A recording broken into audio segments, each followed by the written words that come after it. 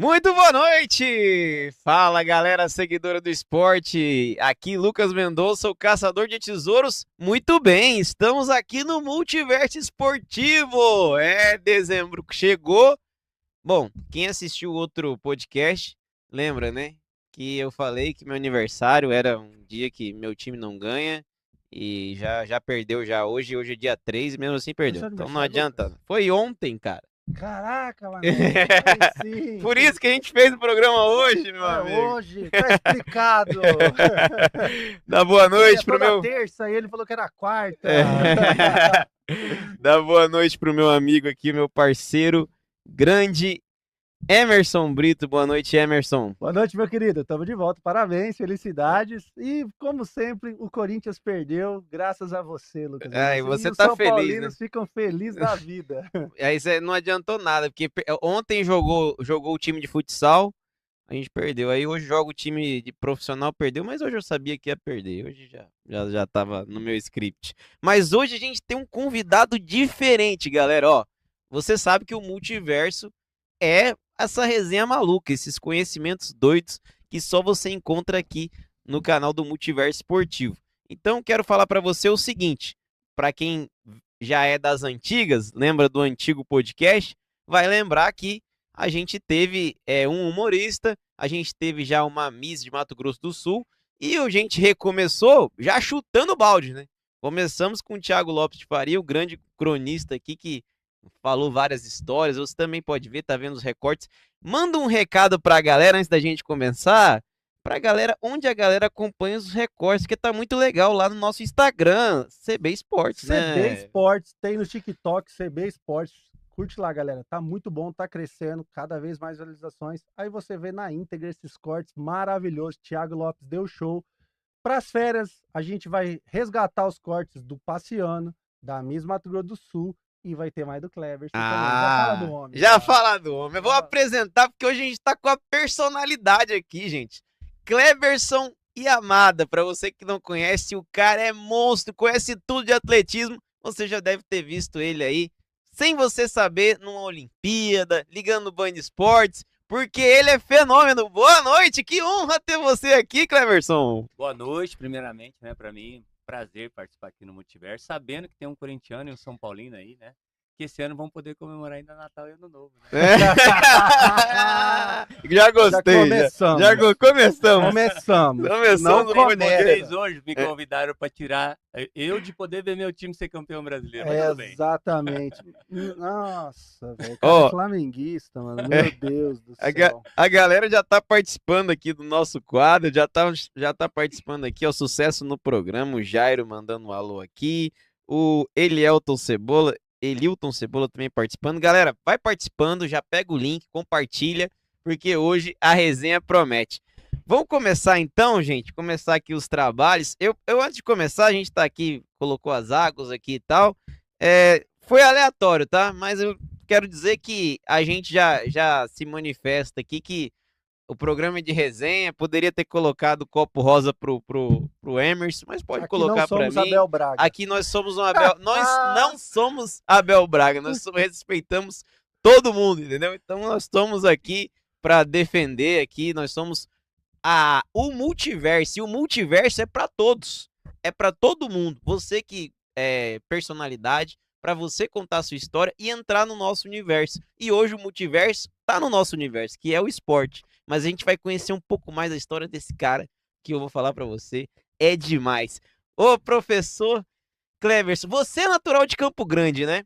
Nasci aqui. Nascido e criado. Na verdade, a primeira parte da minha infância foi na Santa Fé, quando a Santa Fé não tinha nada, era uma fazenda ainda, né? Isso no fim dos anos 70, vai. Quando eu nasci era Mato Grosso ainda, né? Olha aí. 77 virou Mato Grosso do Sul, então quando eu nasci era Campo Grande, Mato Grosso. Eu acho engraçado isso, na minha certidão de nascimento antiga era Campo Grande, Mato Grosso. Agora não, Mato Grosso do Sul. E aí fui criado na Vila Nasser.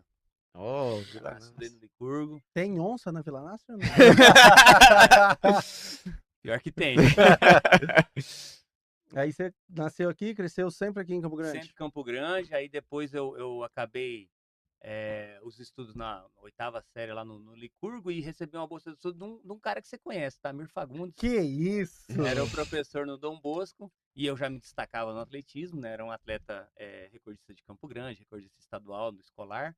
E aí o Tamir me ofereceu uma bolsa para estudar no Dom Bosco, Colégio Dom Bosco, que na época era o melhor colégio, não sei hoje como tá, mas na época era um dos melhores colégios de Campo Grande, né?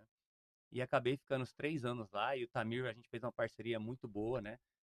Continuei treinando com ele por muito tempo, até hoje, ainda, tudo que eu faço no atletismo, ainda peço as bênçãos do Tamir, porque realmente é um pai no atletismo para mim, um cara que realmente eu devo muito. Né? Não, mó sagrado. Tamir, eu falei agora há pouco pro Kleber, só que eu não sou formado em educação física, eu sou formado em Tamir Freitas Fagundes. Porque o Tamir, na minha turma, ele salvou a minha turma. Ele deu 14 disciplinas para nós, era uma época muito difícil da Federal, e ele orientou 28 monografias. Então, é a nossa eterna gratidão ao Tamir, nosso máximo respeito, e muito legal Tamir... saber que tem um discípulo aqui que leva o legado do Tamir. Não, o Tamir é um cara tão assim ético, né, em tudo que faz, que quando eu fui fazer minha monografia, na Federal também, né, nós somos aí na mesma universidade, ele falou, ó, sua monografia você vai ter que procurar outro para ser seu orientador, né? Eu posso participar da banca, mas não vou ser seu orientador, porque tem uma conexão muito forte, né? Sim. E aí eu fiz com o Renato Ionamine, né? O professor Renato, que foi uma pessoa assim incrível também, e o Tamir participou da banca e deu tudo certo, né, na Federal, e fiz minha monografia em atletismo, né? Qual que foi o tema? Você lembra? O tema foi a relação da altura do trocânter com as provas de 400 metros e 400 sobre barreira. Era um estudo de caso. Peguei 6 atletas de nível nacional. Como eu viajava muito para São Paulo para as competições, eu ia lá e coletava o tamanho da passada de cada um. A gente esticava um papel na pista. Era um trabalho foi um trabalho bem completo, bem duro. Ele está lá na Federal ainda, Que com muita legal. coisa para ser publicada sobre ele, né? Vamos ver se, quem sabe daqui a um tempo a gente possa. Que legal, que legal. E essa paixão do atletismo veio da onde? Pois é, cara, o atletismo, o Licurgo lá, o Licurgo de Oliveira Bastos, já tem uma pista, hoje separou da escola, é o polo esportivo da Vila Nasser, né? Certo. Que a FUNESP mantém, a FUNESP inclusive faz um trabalho muito bom lá. E lá tinha o professor Zelão e a professora Jussara, que eram os incentivadores principais, né, do atletismo, os mais apaixonados pelo atletismo. E, na verdade, olha que coincidência, né? A primeira vez que eu tive um contato mais assim próximo, eu já gostava de atletismo na escola, mas um ídolo que apareceu foi na Olimpíada de 84, Joaquim Cruz. Sei quem lembra daquela narração, sabe de quem? Álvaro José. Álvaro José. É lendária essa narração, porque eu acho que se mistura com a história do Álvaro, né? Tanto que eu tô sabendo que ele vai ser homenageado agora em Los Angeles de novo, 2028, porque ele foi o único jornalista que participou de todas as Olimpíadas até agora, né? Em loco. Olha que legal. E ele, o Joaquim Cruz mora nos Estados Unidos, provavelmente vai encontrar o Álvaro lá, né? Que Quem sabe encontro. de novo no encontro. mesmo Encontro estádio épico. olímpico. Encontro, amigos. Encontro épico. E aí, curiosamente, como o meu ídolo maior no atletismo já era Joaquim Cruz, muito tempo depois, 2009, eu entrei no Band Esportes e aí, em 2017, eu voltei a trabalhar com Álvaro José. Conheci ele, né? E desde então a gente tá fazendo a parceria no atletismo em onde a gente vai.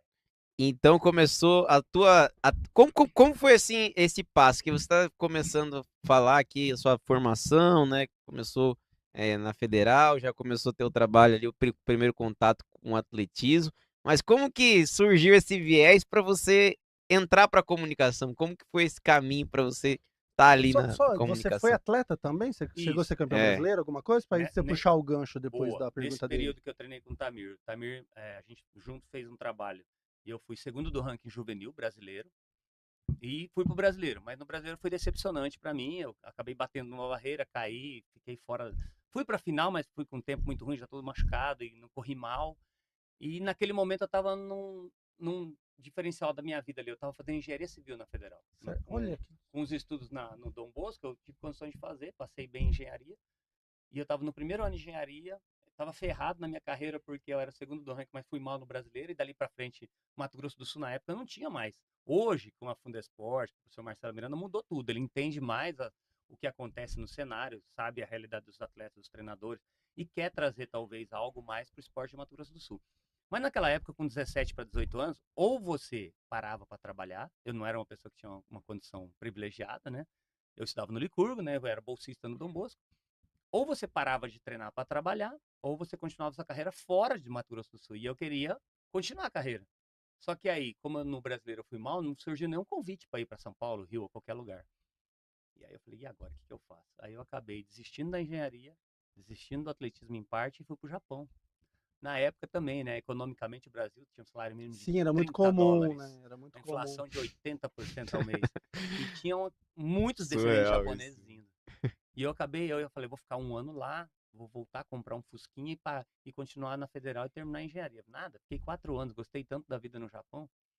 Fiquei 4 anos trabalhando na fábrica, quebrando coco, só que Gosta tanto que a camisa dele, ó, escrito Tóquio.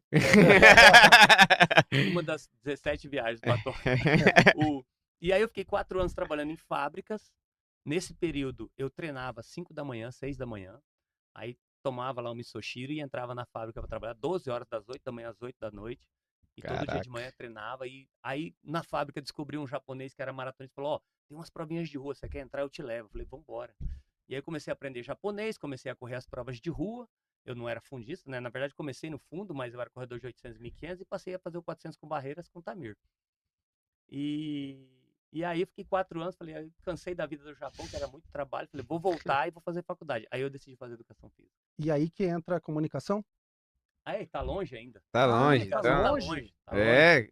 Aí, Foi bem por acaso, você falou da carreira de atleta. Certo. Aí eu continuei fazendo a faculdade como atleta, e fui terceiro no Sul-Americano Universitário, finalista do Troféu Brasil 2 vezes. Acho que o único atleta que treinando em Mato Grosso do Sul foi para 3 finais de Troféu Brasil. Olha que legal. E aí veio a oportunidade de surgir uma bolsa de estudo na Alemanha, né? Um curso que inclusive o Tamir fez em 94, eu me inscrevi em 2004 e em 2005 veio a bolsa. Fui para a Alemanha estudar, encerrei minha carreira de atleta, quase encerrei a carreira de atleta, voltei para o Brasil já como treinador e comecei a trabalhar. Só que o pessoal sabia que eu falava um pouco de alemão, que eu falava japonês, que eu falava inglês. E tinha um atleta que fazia os comentários lá em São Paulo, o Luiz André Balsers. Hoje ele mora no Canadá. Ele era atleta de 110 com barreiras, foi para a Olimpíada, foi para Pan-Americano, um atleta de destaque nessa prova. E um dia ele me liga e fala: Cleberson, cara, eu tô com um problema, cara, eu tô com muita atribulação aqui, é uma coisa muito corrido para mim. E eu tenho uns comentários para fazer de uma corrida de rua que vai ter lá no Band Esporte. Você não quer fazer? Eu falei: mas como é que é isso? Não, Do caras nada, precisam né? Só no Band Esporte. Os caras tranquilo. precisam De de boa alguém ali. que fale de atletismo. Você é um cara que fala bem. Eu falei, pô, você tá querendo me enganar. Eu posso falar outro idioma, mas português não sei Não falar gosta de gente direito, né? mentirosa, né? Aí eu falei, não, você vai se dar bem e tal, acho que vai ser legal e tal, vai lá. Aí eu me apresentei e era uma corrida de rua, 150 metros nas ruas de Manchester, e o Usain Bolt ia correr. Era um evento Caraca. exclusivo. Os caras montaram uma pista na Não rua, acredito. chamaram 8 atletas para correr contra ele lá. Era 2 séries de 4, seletiva. Os 3 melhores enfrentavam o Bolt na final. E 2009, eu fui voluntário no Campeonato Mundial de Atletismo. E eu vi ao vivo o Bolt quebrar o recorde mundial dos 100 e dos 200, lá dentro do estádio de Berlim. E logo depois eu volto, tem que fazer essa corrida de 150 metros. O cara vai e quebra as marcas assim absurdas, né? Fez 14,50, acho que até hoje é recorde mundial da prova de 150. Nessa E, prova de Londres. e eu, em Manchester. Master. E eu fiz com o Kaká Fernando. Kaká Fernando é outra lenda, né? Da Sim. narração. Assim. Só que o Kaká Fernando, ele é um professor, né, cara? Ele me ensinou muito. Eu cheguei nervoso, não sabia como falar. Aí ele falou, cara, pô, você leva jeito, hein, cara? Eu gostei dessa primeira transmissão tua. Eu falei, cara, mas eu não sabia nem o que eu falava. Ele falou, mas você foi bem. A questão técnica, a questão de arbitragem, você sabia bem isso aí, pô. Acho que é legal. Vai ter mais um evento aí daqui uns dias. Você não quer fazer aqui com a gente e tal? Aí eu falei, pode ser, vamos voltar. E aí, em 2010, o Band Esportes comprou a Diamond League com exclusividade. Eles ficaram 10 anos com a Diamond League exclusiva no Brasil. Cara, E aí o Kaká Fernando falou, ó, tem que ser esse cara é bom, vamos trazer ele para Diamond League, porque ele manja de salto, de arremesso, de lançamento, ele é bom em prova com barreira, cara completo, a gente precisa de um cara assim. E aí eu fiquei no Band Esportes efetivo, né? Se fosse na Band aberta, talvez não ficaria. sim. Porque na Band aberta tem alguns critérios, teria que ser medalhista olímpico e tal. É. E no Band Eu não Esportes... sabia disso. mas não é que é obrigatório, mas é uma tendência, né? Sim. As TVs abertas normalmente tem um perfil, né? perfil que eles exigem algo assim que né, uma Já ideia mais, que tipo, para dar credibilidade é, também, um medalhista, exato, eu não sou medalhista olímpico, né? sim, Mas aí eu fui construindo isso, né? Fui construindo com trabalho, né? E aí dentro do Band Esportes, acabei ficando uns 10 temporadas de Diamond League. E nisso, em Londres, veio a Olimpíada. E aí o Band Esportes ia levar uma equipe pequena, com 40 pessoas só. Entre repórteres, produtores, câmeras e narradores e comentaristas. E acabou que nos comentários ficou a discussão para saber como é que ia ficar. E ficou o William, zagueiro do Corinthians, pro futebol. A Alessandra do basquete, todo mundo conhece. Sim. sim, lógico, O Henrique Guimarães no judô. E o Marcelo Negrão no vôlei. Esses eram os esportes principais. sim. E no atletismo, quem que vai levar? Eu acho que quem me defendeu nessa reunião deve ter sido o Tudo Cacá Kaká, Fernandes. né? Sim. Porque aí me levaram. E eu falei, pô, sou o único não medalhista, né? Porque até. Sim, sim. E, Lisonjeado, né? Imagina. Tá cara, do lado eu de pessoas conheci o que, pô, Marcelo Negrão, conheci o Henrique Guimarães, pessoas assim fantásticas, né? Tem uma história engraçada, vou até falar. O Marcelo Negrão, se estiver assistindo aí, é legal. Que o Marcelo falou, Cleberson, me leva lá pro centro de Londres, cara, que eu quero conhecer. Eu falei, pô, você já veio aqui quantas vezes? Ele falou, cara, eu vou te falar a verdade. Eu já morei na Itália, mas aqui eu devo ter passado umas 15 vezes. Mas era aeroporto, hotel, quadra, hotel, aeroporto, vai embora. Eu não saí na rua. Eu não sei falar inglês, pô, me ajuda aí. Ah, Falei, mas você quer encontrar quem? Pô, me falaram que o embaixador do Brasil quer me ver, eu vou lá. Pô, vamos lá. Depois eu vi o embaixador, cara, em Londres. que isso, cara? O cara, quando viu que o Marcelo Negrão tava lá, o cara estendeu o tapete vermelho, o Marcelo subiu.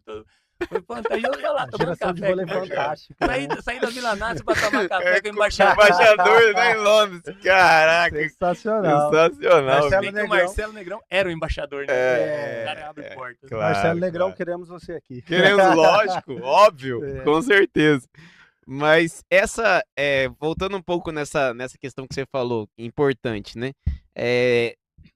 Você acha que esse aspecto de você ter um conhecimento ali de outras, que a gente fala do atletismo, mas assim, você chegou a fazer, tem alguma prova que você acha que você era mais especialista? Tinha outras que você tinha mais dificuldade? Porque assim, você tinha esse conhecimento vasto que talvez, que às vezes o cara só corre ali, ele tem experiência mais com específica em alguma coisa, e não tem um aprofundamento em outras categorias, porque o atletismo é Isso, muito amplo. é muito amplo. Bom, eu comecei nas provas de fundo. Eu disputei a meia maratona Campo Grande a Terenos com 14 anos de idade. Hoje é proibido. Não pode, Hoje é hoje, proibido, hoje não não pode mais pode, né? dessa idade correr meia maratona. Não pode nem correr 10 com 14 anos, né? Eu passei pelos 800, 1500, passei pelas provas de barreira. E o meu curso de formação na Alemanha, acho que foi um divisor. Ali eu tive aprofundamento nas provas de lançamento, de saltos, a visão dos alemães nesse ponto. Depois eu fiz um estágio nos Estados Unidos, onde eu tive uma visão de como eram os velocistas e barreiristas. E talvez principalmente por conta disso, e por conta de eu ter experimentado o decathlon no fim da minha carreira como atleta. Eu cheguei a ficar em 8º numa Copa Brasil de decathlon. Então, nos últimos 3 anos da minha carreira, eu levei o 400 com barreira junto com o decathlon. Eu fiz essas provas. Então, além de aprender a teoria numa escola fantástica que foi a Alemanha, eu aprendi a prática com os melhores atletas do Brasil, disputando Copa Brasil e tudo.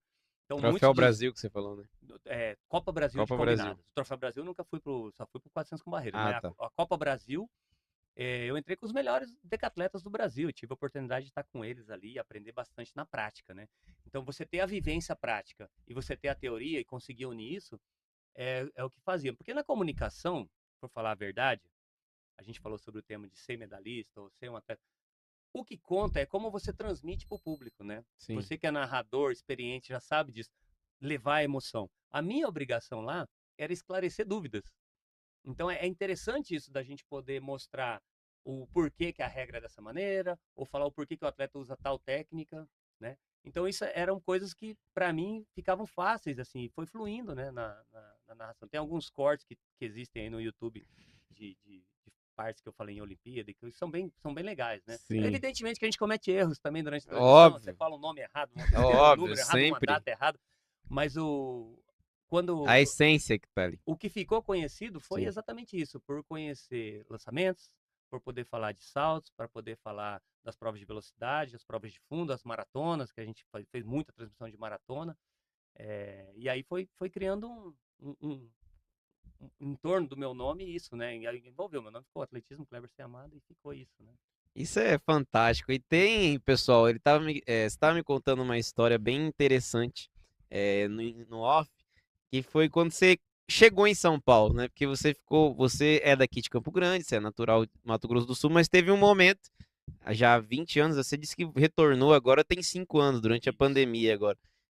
Sei como que se foi a chegada lá em São Paulo, porque assim, muita coisa muda, né? De estar É, acostumado aqui com eu tinha, por mais que você tivesse feito as transmissões e vivido, mas ali o movimento, né, de São Paulo, o pessoal fala que é bem diferente, né? então, em São Paulo é uma cidade, é uma selva de pedras, né? É totalmente diferente. Mas meu coração me levou para lá, né? Não foi só o atletismo, Sim, foi a sim. Renatinha também, né? É. Renatinha que tá acompanhando, E o morava em Luca, São Paulo. tem gente aqui que tá. Oi, pai. Se você tá vendo, responde, por favor. Tem gente aqui que tá. O Grande Luca, abraço, Luca. Obrigado Valeu, pela Luca. audiência aí, brother. o Luca e a Lara estão acompanhando certamente também, então eles são fruto disso aí que você tá falando, porque eu fui para São Paulo pelo coração, pelo Sim. atletismo e pela Renata, né? É. E aí, ó, Luca e Lara são frutos desse amor aí. O Legal. Luca, hoje que a gente teve uma reunião importante com ele, né? Porque tem algo acontecendo bem legal na vida dele Ah, que também. legal. Que Tem que dar os massa. parabéns ao vivo aqui pra você, Luca. Boa, É. Luca. É, então, e o coração me levou para São Paulo, né? Eu nunca gostei da cidade. Vou confessar que São Paulo realmente me assustava. Poluída, Sim. barulhenta, trânsito, é, Muita gente. muita gente. Mas São Paulo serve muito para duas coisas: estudar e trabalhar. Com E se eu certeza. quisesse construir uma carreira dentro do atletismo, teria que ser São Paulo. É. E eu, diante de tudo isso, né, mesmo gostando de viver no mato, né, eu Por isso que falava, o não, cara foi pra Rochedinho. Se esconde lá, cara. para quem está assistindo de Esconde. fora, Rochedinho é um distrito de Campo Grande que é um lugar rural. Rural. Fora do Rodanel já, fora do Rodanel. Ué. Eu vivo hoje no mato mesmo, a selva de verdade, não de pedra. Mas São Paulo, cara, tem uma dinâmica incrível. São Paulo, se não fosse São Paulo, não tinha como. O atletismo acontece em São Paulo, o esporte acontece em São Paulo. Eu tive a oportunidade de trabalhar no São Paulo Futebol Clube. Eu fui Olha aí. voluntário 7 anos no projeto do São Paulo de atletismo. é, E conhecer o Morumbi. É uma estrutura espetacular. Não sei como é que São Paulo está na situação que está hoje, sinceramente, porque Que tem uma pista de atletismo no estádio do Morumbi, para quem não prestou atenção, mas tem uma pista olímpica, né? Estádio tem do uma Morumbi. pista, ela tem 4 raias, mas ela é uma pista que hoje existe ainda, né? Os sócios Sim. treinam mais do que o clube. Sabe que o São Paulo, você sabe, né? Que aquelas 2 estrelas do São Paulo, né? O São Paulo é trimundial, mas ele tem mais 2 estrelas, né? Conta aí, porque tem gente que não conhece essa história. Então, é legal que você, que é atleta, conte essa história, porque essa história é muito Pois legal. acho que é o único clube no Brasil que tem 2 estrelas por conta do atletismo, né? Exato. Ademar Ferreira da Silva, bicampeão olímpico, era atleta do São Paulo. Então, quem vê o símbolo do São Paulo, vê 3 estrelas amarelas dos mundiais e 2 vermelhas são das Olimpíadas, né? São das duas medalhas de ouro do Ademar. Então, São Paulo tem uma história riquíssima. Não é só, né? Eles têm também São Silvestre com José João da Silva, né? Então, São Paulo tem uma São história Paulo é uma história riquíssima no atletismo, né? precisava, né, ter um projeto realmente grande, né? Aí eu trouxe uma Raul Sugimati, que é um atleta que morava no Japão por conta disso, né? Tantas vezes eu tive que ir para o Japão. De 2011 a 2019, todos os anos eu tinha que fazer clínica de treinamento lá com uma Raul. Uma Raul é um atleta brasileiro, aos 8 anos de idade, foi para o Japão como DKC, da mesma forma que eu fui, né? Com a família. Só que ele entrou na escola, começou a estudar e começou a se destacar em esporte, foi saltador em altura, saltou 2,5, teve uma lesão na coluna, impediu ele de treinar. O treinador dele falou: pô, vamos fazer 400 com barreira, você aguenta correr sem dor? Aguenta. E no primeiro tiro o cara já entrou no top mundial, top 50. E aí, Caramba. foi pro campeonato, 6 campeonatos mundiais, 4 Olimpíadas ele fez índice. E disputou 2 Olimpíadas, foi Sensacional. semifinalista. E desde 2011 ele pediu, né? Porque em 2007 ele veio correr o Troféu Brasil. Eu era o único finalista descendente de Japão. Imagina, 2 japoneses na final. Cleverson Yamado, Mahao Sugimata, na final do Troféu Brasil. E a gente se conheceu porque ele falava mais japonês que português, não falava bem português. E eu falava mal japonês, aprendi muito com ele também. A gente se encontrou na arquibancada, conversou. Em 2009 eu era voluntário em Berlim, a gente se encontrou lá. Aí ele falou: cara, eu preciso de alguém para me ajudar no Brasil, cara. Você não quer ser meu treinador? Porque para mim é difícil, eu vou para lá, não entendo nada que acontece lá. Só depois que eu voltei pro Japão, eu fui entender o porquê que ele não entendia nada que acontecia no Brasil. Eu morei no Japão trabalhando em fábrica, mas quando eu fui para conhecer a realidade do esporte japonês, meu Deus do céu. outra Não realidade. dá pra entender o que acontece no Brasil. Ah, não dá. Porque é uma loucura. É, É impressionante como no Japão as coisas são organizadas, sim. né? Já que você entrou nesse assunto, né, você falou de São Paulo, falou de organização, eu sou professor de educação física e eu acho que para mim uma das grandes críticas que a gente tem ao esporte brasileiro é essa falta de um projeto específico. Aqui a gente tem esporte escolar igual ao americano, a gente tem clube igual ao europeu, a gente tem federações, a gente tem ligas paralelas. Você que andou muito, como você vê isso na realidade? É isso que falta para a gente talvez ser uma potência olímpica, um maior foco em algo? Você experimentou atletismo na escola? Não. Eu E fui, você? eu fui fazer na faculdade com o Tamir e nos Jogos Universitários internos lá. Até ganhei medalha, salto em distância. É o que eu falo, E você, faltou. Lucas? Atletismo? Não. Não. Então, Atletismo não. tá aí o primeiro ponto. Nenhum amigo de vocês experimentou atletismo. O atletismo é o pai dos esportes, né? Sim. Velocidade, força, resistência, salto, arremesso, tudo aquilo que você vai utilizar nas outras modalidades, o atletismo é a base. Quando você vai fazer as aulas de fisiologia do exercício, a base vem os exemplos do atletismo, né? E a gente É não a mãe, consegue, né? a gente não consegue Das outras oferecer modalidades. o atletismo na escola. É. Então, quantas crianças no Brasil têm a oportunidade de fazer atletismo na escola? Lá em Rochedinho as crianças têm, porque eu dou aula lá na escola de Rochedinho. Mas é impressionante como no Brasil, bom, a gente sabe, nos Estados Unidos, vamos lá, vamos falar dos modelos que eu conheci então. Futebol americano, basquete, beisebol e atletismo. As 4 grandes ligas. São as 4 grandes. São os 3 primeiros, né? O basquete, o beisebol. O basquete, o beisebol e o futebol americano movimentam muito dinheiro. Cada uma dessa liga, a NBA, a NFL e a Major League, cada E uma delas. o hockey não entra O hockey nessa entra gama? também entra, mas o hockey já é diferente. Já é mais expandido, né? É um esporte totalmente diferente, porque é no gelo, tá? Sim. Sim. Porque é o esporte de inverno deles, né? É.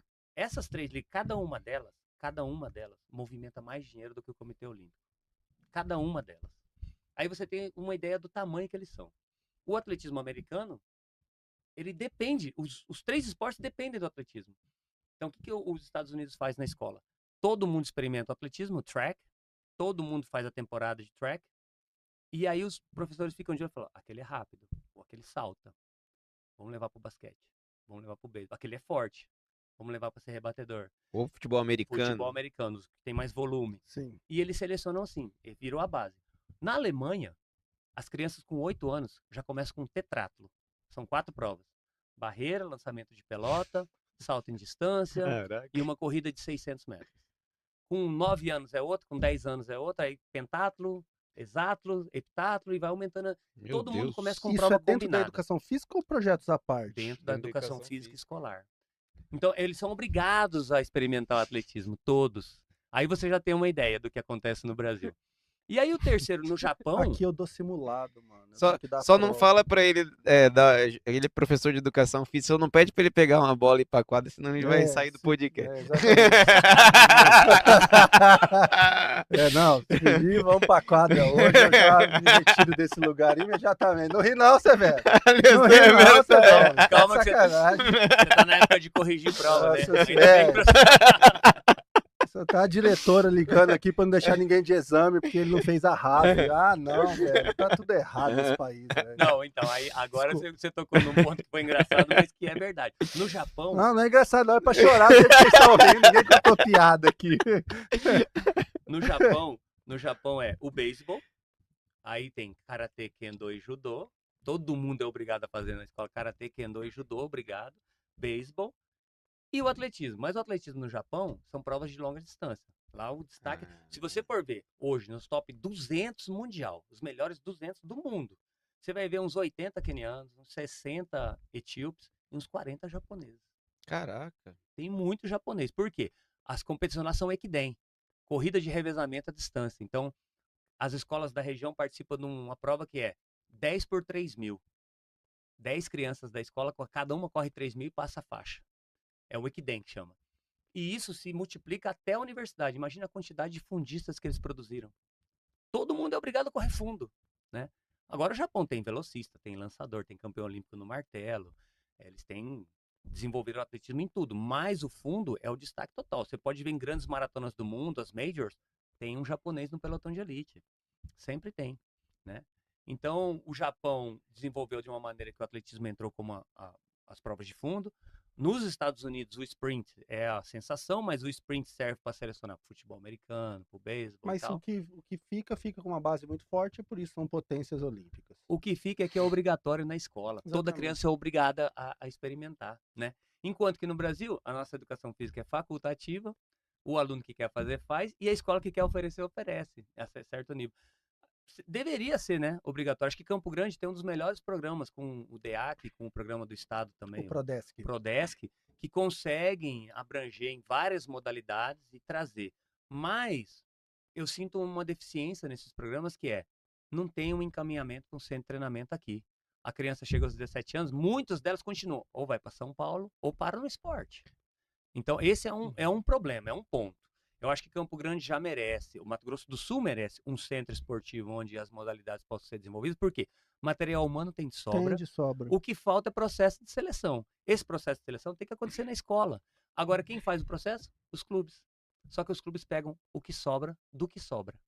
E aí tem que aproveitar. Se a educação física fizesse a parte dela, que é coordenação motora geral, né, fortalecimento geral, aquela coisa bem geral, as crianças que têm talento, os clubes iriam observar. Mas eu tenho certeza que tem muitos talentosos que são perdidos porque não experimentam o esporte. Não, isso que você está falando.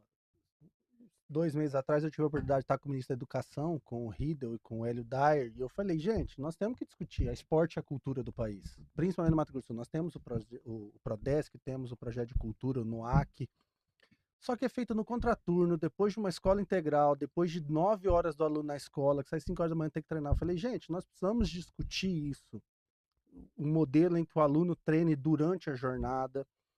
Tive essa semana numa reunião lá com o Silvio Lobo no Prodesc. Nós não podemos tratar o esporte de uma maneira geral. Isso que você falou de Campo Grande é o próximo passo que eu vou discutir.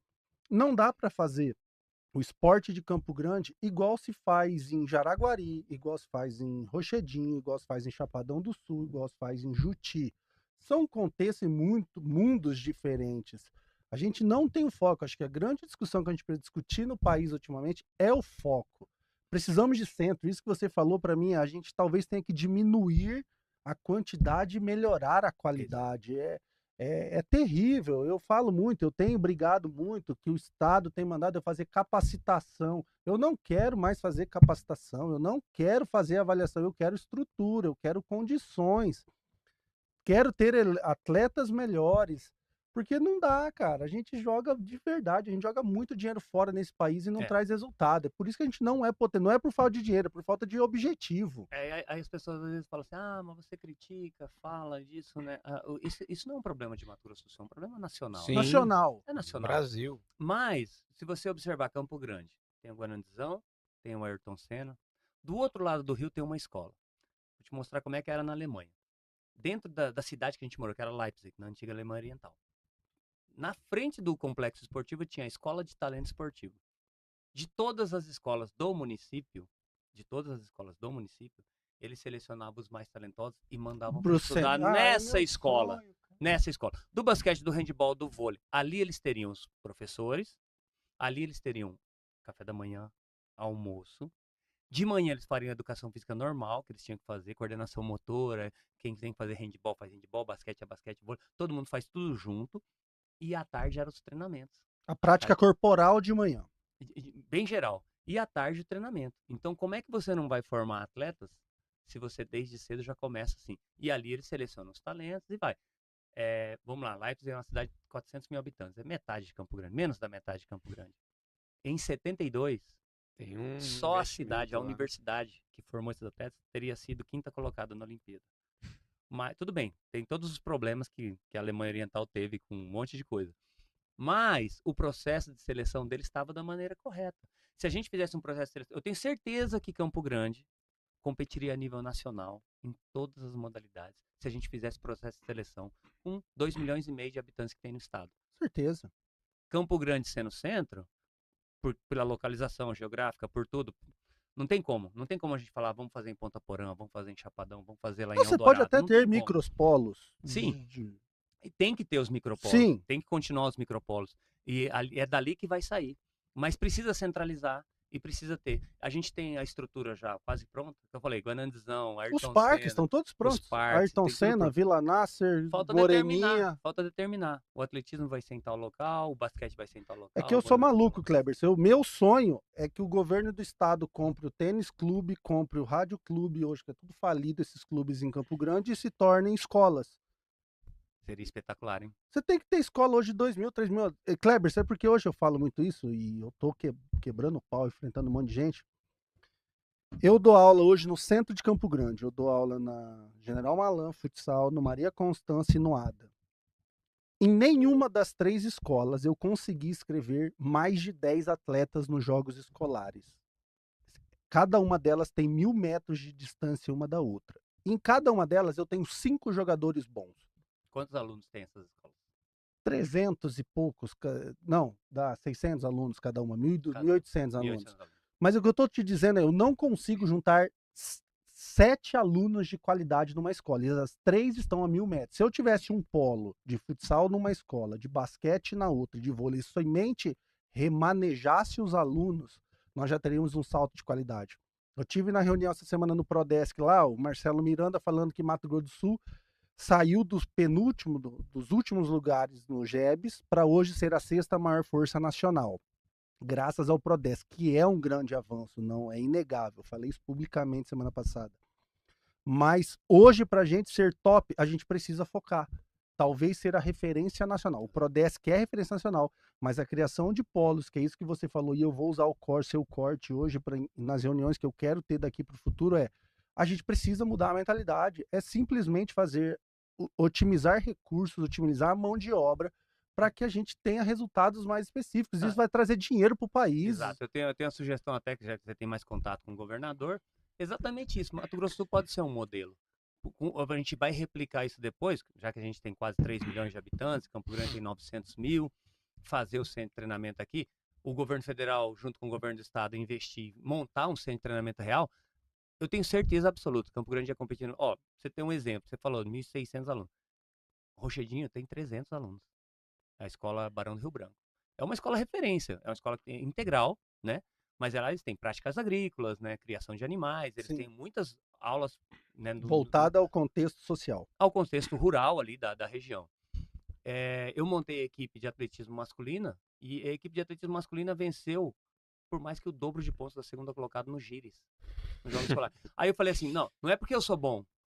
É porque faz. É porque tá faltando muita coisa. São 20 escolas que estavam lá, não é possível que tinha tanto ponto para uma escola só. E uma escola de 300 alunos, onde a gente tem que recrutar num distrito isolado, sem nenhuma estrutura. 40 quilômetros para chegar. É patético. É 40 quilômetros para chegar no Ayrton Senna. E a gente, mais que o dobro de pontos. Não, não é porque o treinador é bom, é porque as crianças são...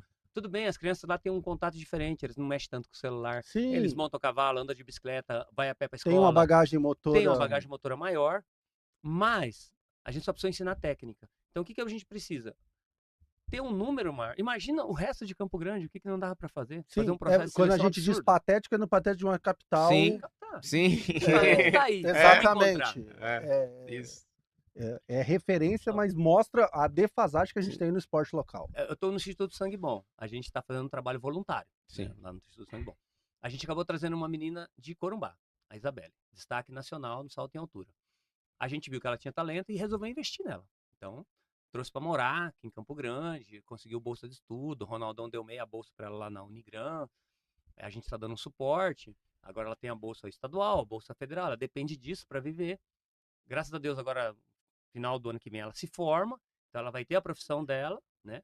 Mas talvez seja a primeira pessoa da família dela que concluiu um curso universitário, Sim, por conta do esporte, e ainda está entre as melhores do Brasil na prova de salto em altura. Mas o esporte é assim, 1 ou 2 centímetros leva você de uma bolsa pequena para uma bolsa gigante. Para entrar na bolsa olímpica, 6 centímetros. Parece pouco, mas é muito. Ela sabe o tanto que ela precisa trabalhar ainda para isso. Se a gente tivesse uma quantidade gigantesca de atletas para poder selecionar, certamente nós teríamos muitos atletas de destaque nacional. Mas muitos atletas de destaque nacional. Mato Grosso do Sul já revelou gente, já saiu gente daqui. Zequinha Barbosa nasceu em Interlagoas. Sim. E foi olímpico, 2 finais olímpicas. Verdade. Zequinha Barbosa, nossa. E aí você vai me fala, pô, mas não existe como a gente definir quem vai ser bom só com treinamento. O que existe é como a gente faz o processo de seleção e dá condição para essa criança chegar. Sim. Eu acredito mais nisso. E o Japão, Alemanha, Estados Unidos, que eu conheci a realidade, eu falo, cara, isso aqui é um sonho. Como é que não vai sair atleta olímpico se a gente faz um processo de seleção? Você escolhe o diamante e lapida. Sim. Aqui não. O que sobrou do futebol, você pega. Exatamente. Sobrou do futebol, você pega. Futebol é o único que tem processo de seleção no Brasil. E hoje... também é um processo vamos ruim. Ficar, é um processo ruim. Vamos ficar com o que tem. Porque hoje depende mais do manager, depende mais do agente do atleta do que do atleta mesmo. Exatamente. Mas enfim, o que não tem um agente bom e tem talento, falou, vem pra cá, vamos fazer atletismo. Hoje há um monitoramento, né? A Carla Rezende está falando aqui que em Rochedinho tem o handball, agrega velocidade, resistência, arremesso mais forte, além do salto. Professor Kleberson, excelente técnico. Mas, Kleber, para fechar esse assunto de clube, assim... E tem um pessoal aqui querendo que te avisar que qualquer jeito que o Flamengo fez o gol. O pessoal tá falando aqui de qualquer jeito aqui.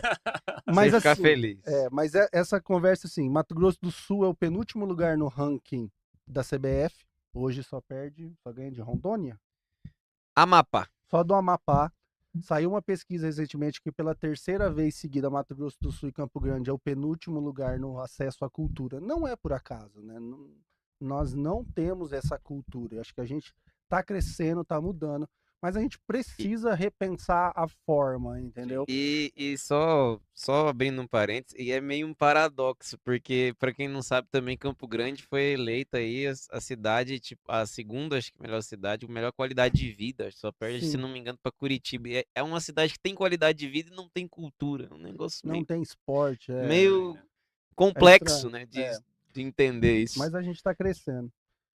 Falar de comunicação, né? Vamos conhecer agora a parte de comunicação do... Exatamente. Aí é só tocando nesse contexto, só pra gente finalizar, porque tem uma história bem legal que você tava falando que foi atleta que trabalhou no São Paulo, e tinha um cara lá que ficou não sei quanto tempo e era corintiano. Conta essa história, que essa história é muito boa. Puta, vamos falar do Toninho. Né? Pode falar, o cara já saiu de São Paulo, agora pode falar, né? Não vai ter problema. Não, mas todo mundo, o São Paulo é um clube incrível mesmo, porque... Talvez no Corinthians, se você falar que é São Paulino, você não vai trabalhar lá no clube. No São Paulo não tem isso. O São Paulo escolhe os melhores profissionais para trabalhar lá. E eles falam assim, independente de que clube você torce, a única coisa que você não pode é usar a camisa de outro clube aqui dentro. Lógico. Fora isso, você, né, se é o profissional que vai fazer o seu trabalho, o São Paulo tem sucesso porque trabalha com muito profissionalismo. Não é, estão todos quebrados, né? Não pode usar verde, preto, vermelho, todo mundo devendo 1 bilhão. E o problema é a camisa verde. Exato. Não, sensacional. O time tá na zona de rebaixamento, a culpa é porque tá treinando com uniforme rosa. Isso no comercial. Que, não pode usar preto, tá certo. É isso, não pode pôr preto na arte porque o comercial não vai ganhar porque tem o preto.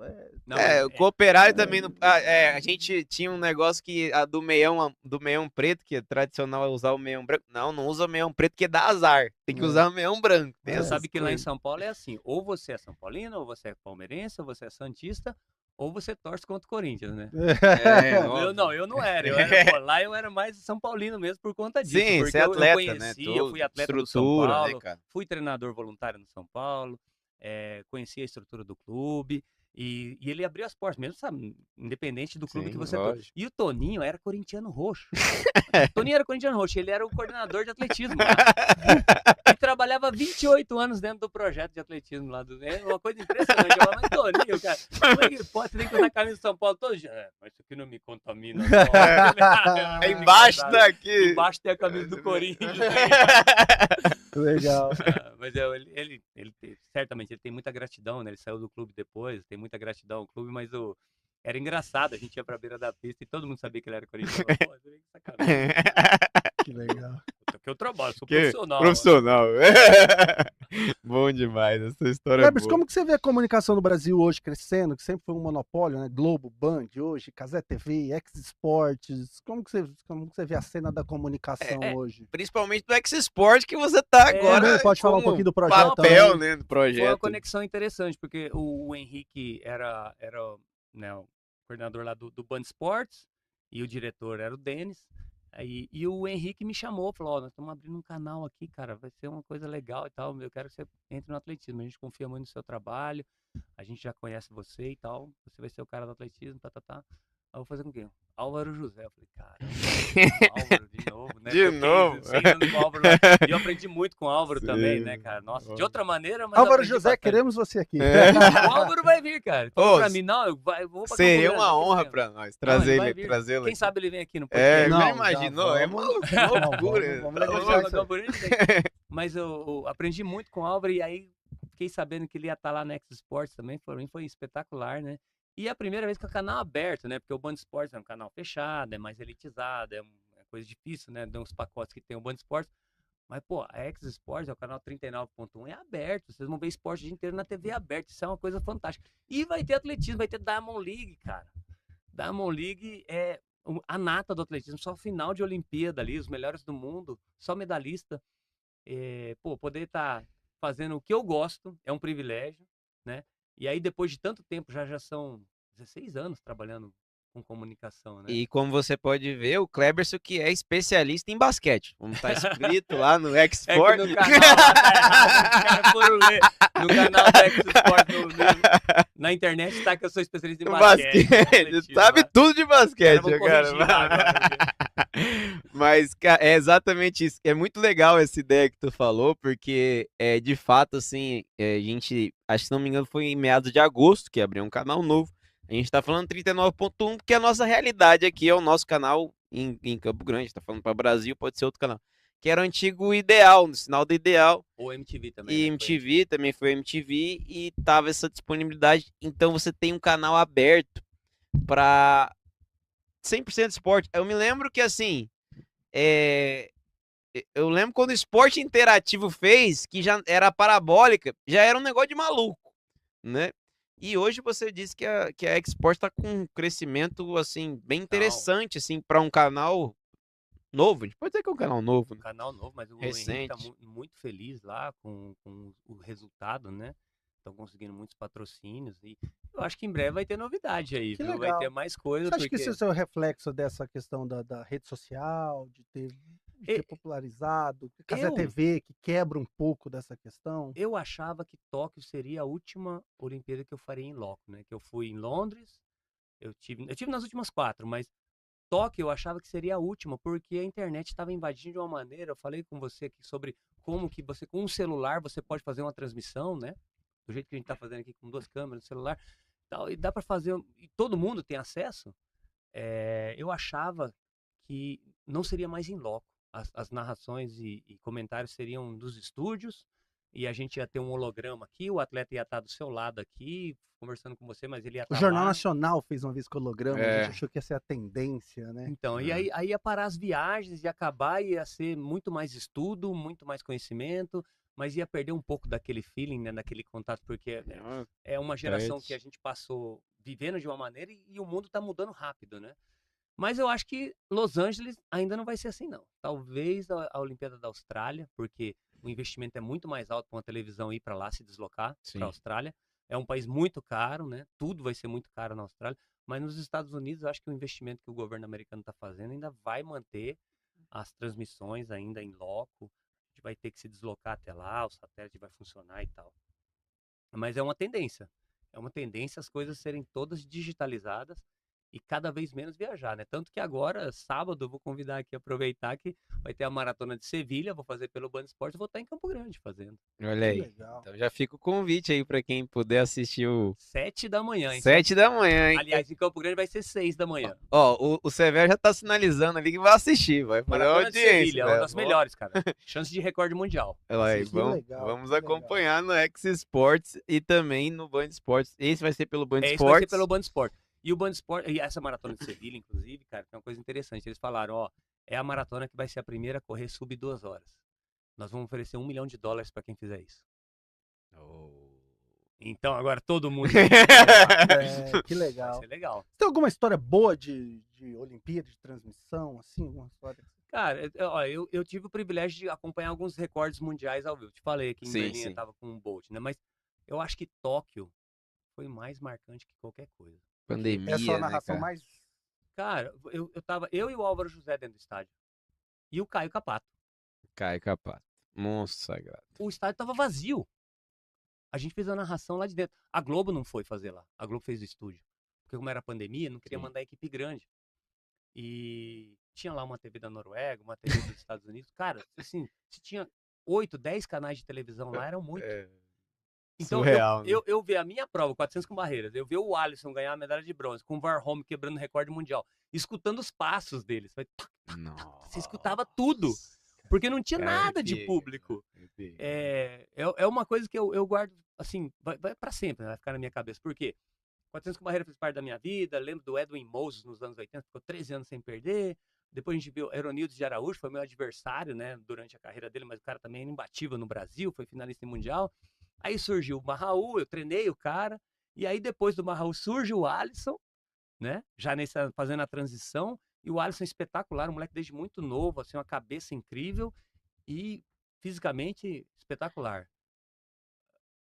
Cara, você chegar no estádio em Tóquio, né, meus ancestrais, meus avós são de lá, poder acompanhar a prova, assim, imaginar que no Brasil pouquíssima gente estava lá. Eu, Álvaro e Caio Capato, assistindo ao vivo, dentro, assim, na linha de chegada, a gente vendo o cara chegar e fazendo a narração, como o Álvaro fez uma narração absurda, chorando na narração de tanta emoção. E aí eu tive que segurar o comentário depois, porque ele saiu chorando lá, cara. Foi uma coisa legal pra caramba. Sensacional. Eu imaginar que com 10 anos de idade eu vi ele fazer o Joaquim Cruz e aquilo me emocionou. Eu ver o cara sair chorando dali, assim, depois de terminar a narração, e eu ter que fazer o comentário, falar tudo que aconteceu, explicar como é que o Alisson fez, com quantas passadas ele correu, eu tinha que observar tudo. Cara, foi uma coisa absurda, foi uma coisa que é bem marcante. Essa é uma história que não é engraçada, mas é uma história que eu Não, vou guardar pra sempre. incrível. Não, Isso é sensacional. incrível, isso é incrível. Sensacional. Isso é sensacional. Pra finalizar, vamos finalizar o bloco, né? Bora pra racha. Antes de ir pro Racha Elenco, pra gente chamar um intervalinho, queria saber a tua opinião sobre. Você falou do São Paulo, né? Como que acontece com o São Paulo? Qual que é a tua visão de clubes? Que a gente vê que os clubes hoje, com esse modelo, você falou do futebol, da gente ter ou não uma seleção, mas esse modelo que muda para uma SAF, acaba que o clube associativo fica de lado, corta-se gasto, corta-se investimento. Qual que é a tua opinião sobre isso? Corinthians, São Paulo, Cruzeiros, clubes tradicionais em outras modalidades que estão deixando de investir em outras modalidades, falta recurso. Qual que é a tua opinião sobre isso? Eu acho que nos últimos 20 anos, talvez, a febre dos agentes invadir os clubes e tomar conta de vários setores dentro dos clubes esportivos, principalmente dos clubes de futebol, que fez com que essa derrocada acontecesse e a SAF precisasse entrar. Talvez o Flamengo seja um exemplo fora da casinha, porque administrativamente eles ficaram 4, 5, 6, 7, 8 anos sem ganhar, eles seguraram, gastaram só o que dava e conseguiram construir um patrimônio. E hoje o patrimônio deles são os atletas, né? E o que ele movimenta de dinheiro, né? Aí você imagina a situação do Corinthians. É um absurdo, né? A dívida do Corinthians é maior do que o Flamengo tem de lucro. Mas é uma dívida impagável. Impagável. Não sei como é que os caras vão fazer. Eu acho que o sistema nosso, falando em atletismo, alguma coisa na legislação precisava mudar para que os clubes de futebol fossem obrigados realmente a ter alguns esportes olímpicos dentro, né? Mas não fosse um esporte olímpico que fizesse, vamos fazer um esporte olímpico só e deixar ali. Vai ter o basquete, vamos montar um time com 10 atletas e deixar eles ali. Não. Tinha que ser um investimento para que eles pudessem entrar na NBB, né? Poucos clubes. O Flamengo tem um time na NBB, mas nem todos os clubes têm. O atletismo, a gente não vê os clubes de futebol entrando no atletismo, né? Já entrou Tinha o Vasco Cruzeiro, uma vez, né? O Cruzeiro Era nas muito provas tradicional de de rua. O rua. São Paulo com histórico, mas o São Paulo vive da história. Sim. Até no atletismo, né? Porque o São Paulo merecia um projeto de atletismo, Lógico. tendo a estrutura que tem. Com também daria pra Morumbi, fazer. com Tem o Morumbi. pista. O atletismo é um esporte barato. Se for pensar, é um esporte barato comparado com o futebol, né? Agora, resta saber que esporte o clube vai escolher, mas que 5 modalidades esportivas, pelo menos, cada clube deveria ter e que deveria investir realmente para ter atletas disputando a Olimpíada, seria interessante, é uma das formas, né? Porque os clubes profissionais é outra realidade no Brasil. É totalmente fora do parâmetro do esporte. O esporte olímpico é de 4 em 4 anos. Sim. Ele nasce, morre, renasce depois de 4 anos. É isso. Então, galera, vamos chamar um intervalinho, Severo, rapidinho, a gente já volta, beber uma aguinha, que na sequência tem aquele momento mais esperado desse podcast. Racha Elenco, hoje com novidade, hein? Hoje tem novidade. Tem novidade, mas você vai esperar. Quem quiser saber não vai ter que esperar um pouquinho. Então, 2 dois minutos. minutinhos, mais 5 minutinhos, a gente beber uma aguinha aqui e já organizar, a gente já volta aqui no podcast Multiverso Esportivo. Tá bacana demais, fica com a gente.